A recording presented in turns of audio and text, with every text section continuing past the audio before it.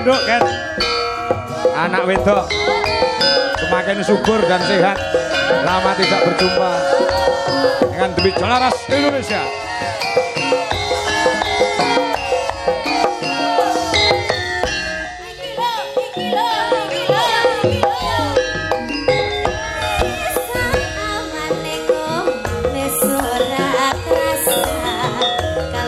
Yo, temunge sing seru balong.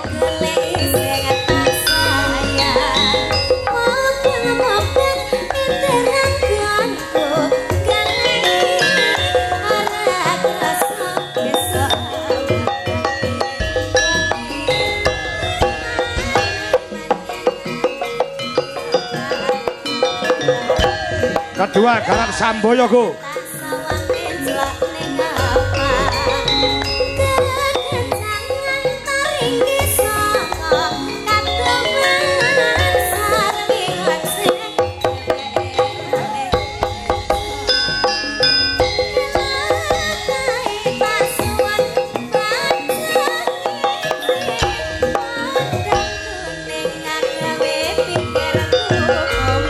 Haret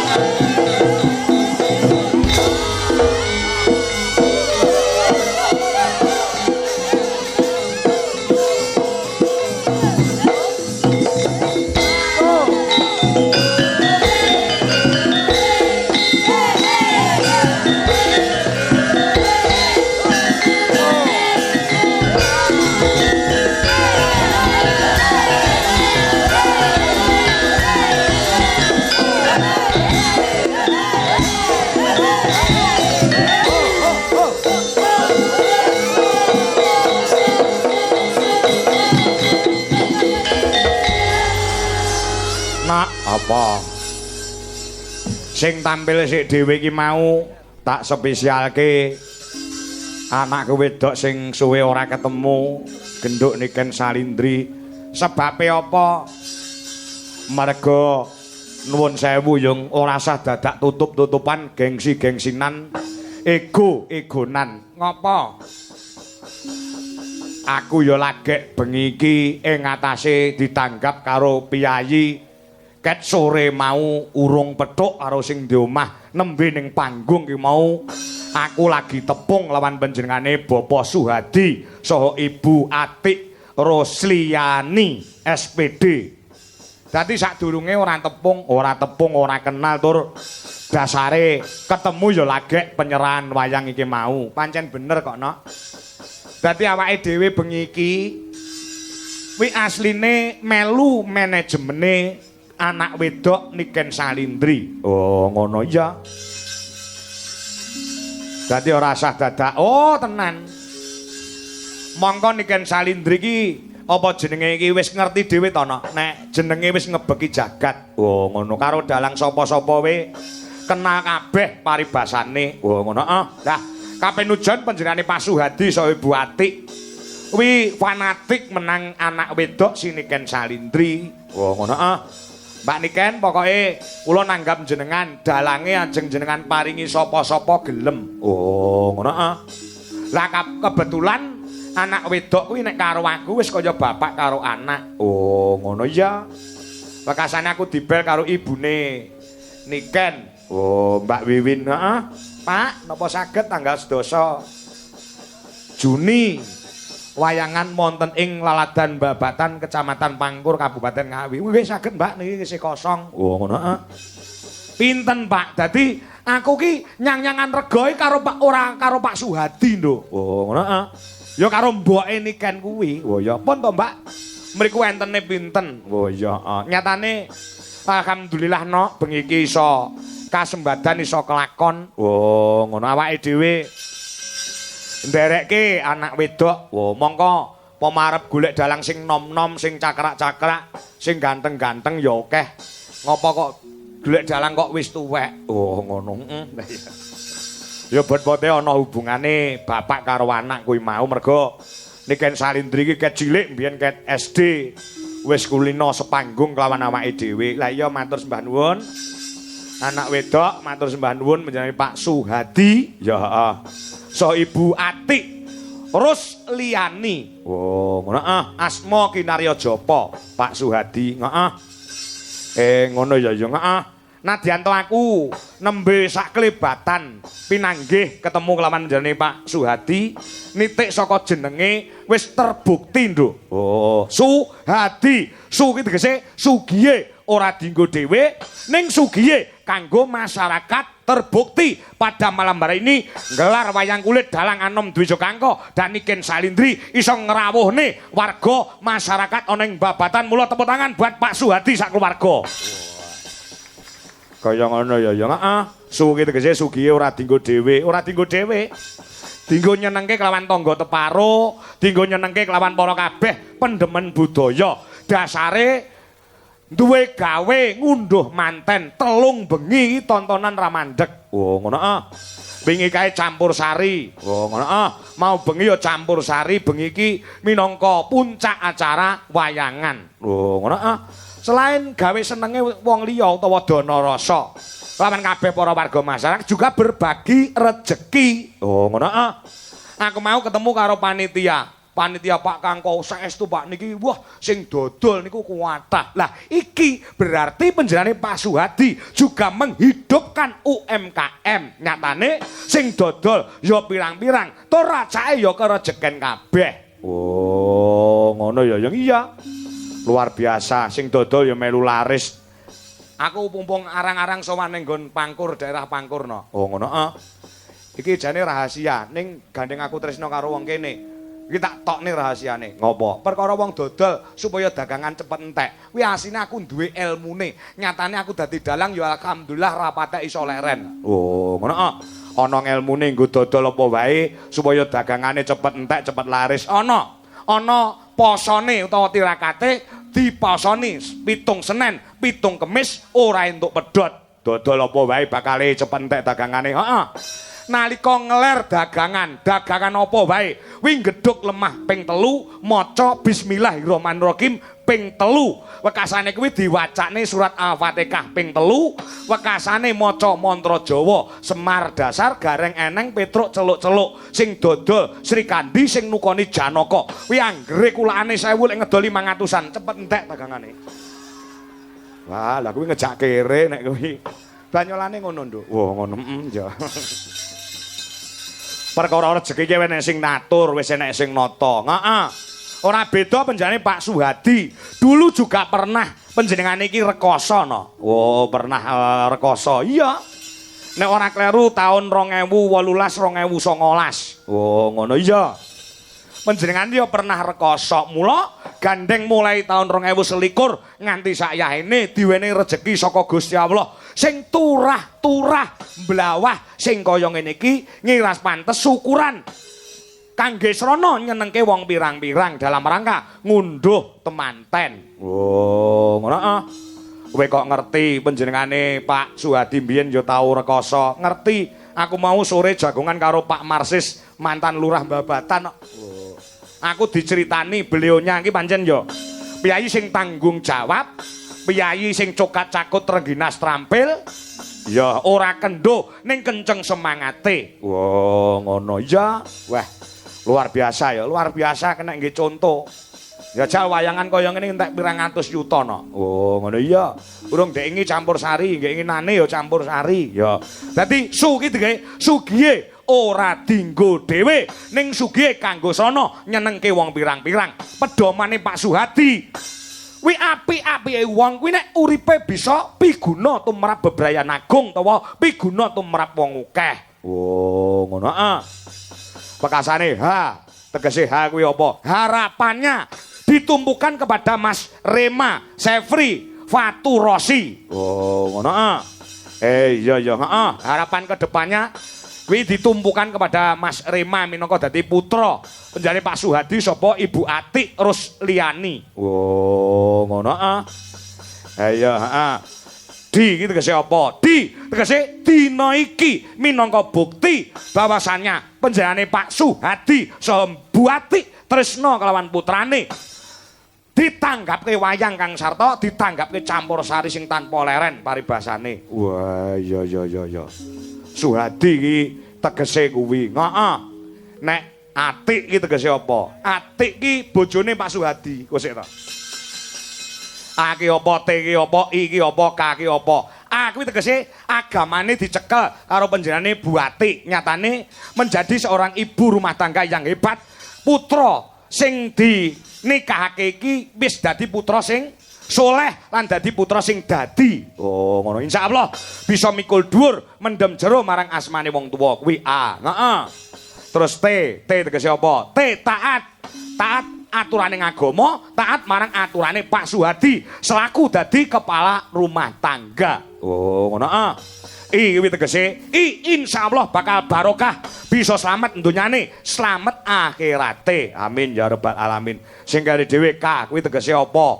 Kudu komplit. K kuwi tegese keluarga yang diutamakan. Bagaimanapun juga panjenengane yo ngasta dadi pegawe wong nyatane SPD ning keluarga yang diutamakan gula wentah marang putrane Mas Rema Sefri Faturosi Kang Sarta lumadi kelawan penjane Pak Suhadi nyatane dadi sugih mbrewu kaya ngene iki. Wo, ngono ah. Suhadi iki tegese kuwi, Atik iki tegese kuwi. Heeh. Aku ndengi ning Boyolali ya ngono. Jenenge sing nanggap ki tak werdekne apike. Lek dalang cerdas angel lho nduk ngene iki. Ya. Saking senenge sing di omah jenenge tak jlentrehke tak tegeske. Kuwi limbukan iki munggah panggung nyawer aku 2 juta. Kuwi ning Boyolali ning kene mbuh. Lah ya. Ngono ha lah ya. Ya. Ngesake dawuh nek perkara dhuwit aja kuwatir. Paribasane duwite Pak Suhadi ki ora enek nomor serine tegese duwite pirang-pirang. Heeh, upil apa nanggap Niken Salindri? Upil apa nanggap Dwija Laras Indonesia? Ya. Ngono ya, yo. Heeh, mula didongake. Temanten sekalian, ya Mas Rema, Sefri, Faturozi, ya. Sing wis jauh kelawan Mbak Yulia, Rizka, Dwi Atmawati, putra saka panjenengane Bapak Dr. Andes Sumarji, so ibu daerah Hajah Sri Supraptini, ya sing lenggahe ana ing Jalan Lurah Suro Darmo nomor 27 Nganjuk, Jawa Timur, ya. Lek lelumban ing reh babakan kekeluargaan iki muga-muga pikantuk wahyune jodoh wiwit saiki nganti sak lami-laminipun. Allahumma amin ya rabbal alamin. Belok ya belok ya ngestoke dawuh. Lan donga marang purbane Gusti Kang Maha Nasa muga-muga bebrayane menjane Mas Rema kelawan Mbak Yulia ya entuk berkahing Gusti Allah Subhanahu wa taala dadi temanten ingkang sakinah mawaddah warahmah maslakah fidine katal akhirah, bisa menciptakan baiti janati rumahku adalah surgaku, lan bisa dadi asrana engga pinaringan golek kencana kang bisa tata jalma wujude putra kakung sing soleh, putra putri sing solekah, wekasane bisa mikul dhuwur mendem jero marang asmane wong tuwa kang sarta simbah kakung lan mbah putri ya piguna tumrap nusa bangsa kelawan agama. Allahumma amin amin ya rabbal alamin. Hasbunallah wa nikmal wakil, nikmal maula wa nikmal nasir.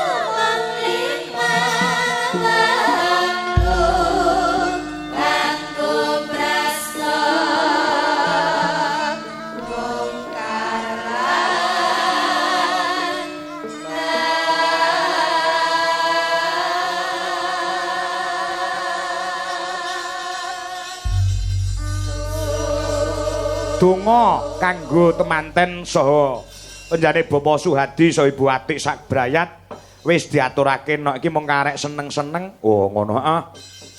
Merga bintang tamune selain anak